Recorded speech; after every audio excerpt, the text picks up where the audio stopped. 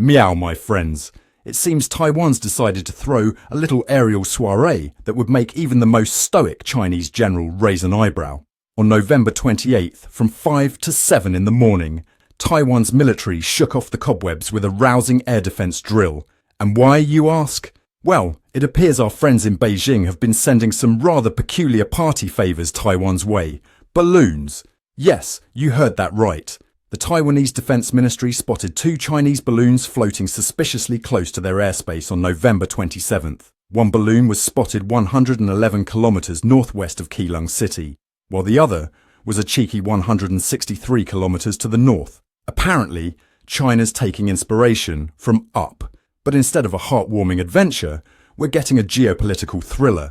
But these balloon shenanigans are just the tip of the iceberg in what Taiwan calls China's grey zone tactics. It's like Beijing's playing a game of I'm not touching you with Taiwan, but instead of annoying siblings, we're talking about 2 nuclear-capable nations.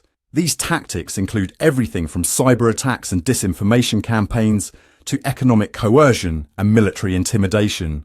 It's like China's trying to win a war without actually starting one.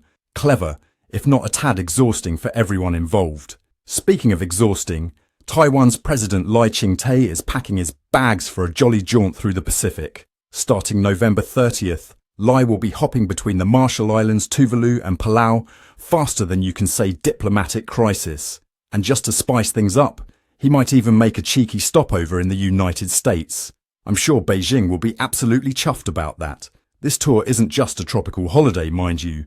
It's a strategic move to strengthen Taiwan's ties with its remaining diplomatic allies and assert its independence on the global stage. It's like a high-stakes game of musical chairs, but instead of music stopping, it's diplomatic recognition. Meow, let's not forget the historical context here, my friends. Taiwan and China have been giving each other the cold shoulder since 1949, when the Kuomintang decided mainland China wasn't quite their cup of tea and set up shop on the island. Since then, it's been a delightful dance of "you're part of us" and "no, we're not" that would put any soap opera to shame. It's like a family feud that's lasted longer than most people's entire lifetimes, with no sign of a reunion anytime soon. In response to all this hullabaloo, Taiwan's been beefing up its military faster than you can say asymmetrical warfare.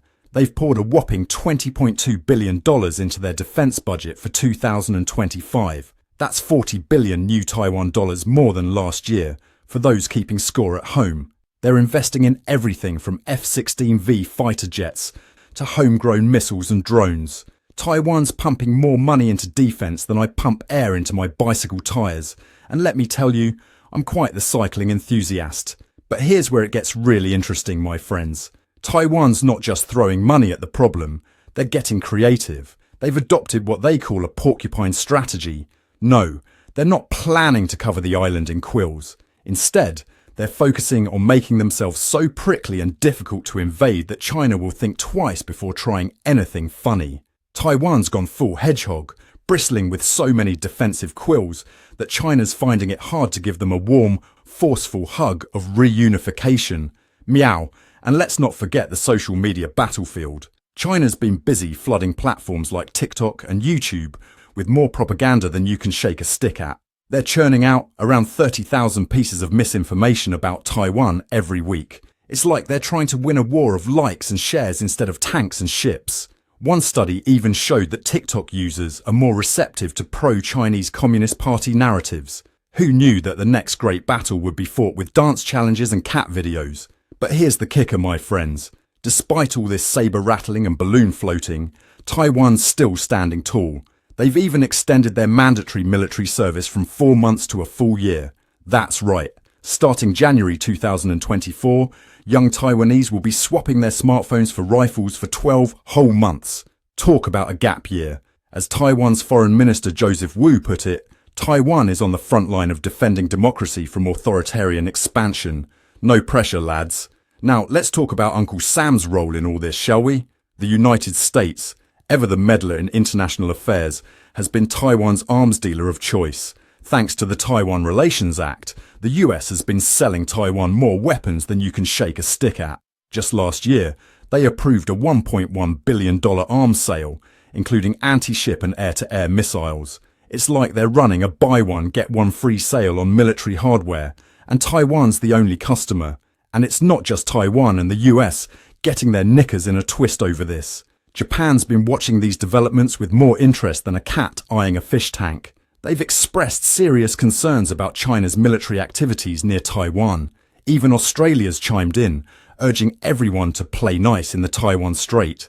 It's like the whole region's turned into a geopolitical pressure cooker, and everyone's just waiting to see who'll let off steam first. But let's not forget the economic implications of all this saber rattling, my friends. Taiwan's the world's largest producer of semiconductors, those tiny little chips that make your phones smart and your cars smarter. Any disruption in Taiwan could send the global economy into a tizzy faster than you can say supply chain crisis. It's like the whole world's playing a game of economic Jenga, and Taiwan's the block right at the bottom. So there you have it, my friends. Taiwan's flying high, China's floating balloons, and the rest of the world's watching this geopolitical tennis match with bated breath. One thing's for sure, it's never a dull moment in the Taiwan Strait.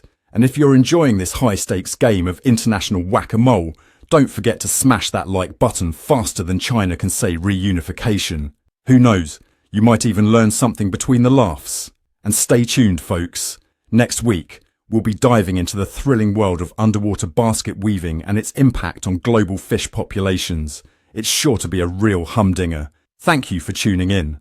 I'm Ron De Parmesan, and this has been another Newscat special report.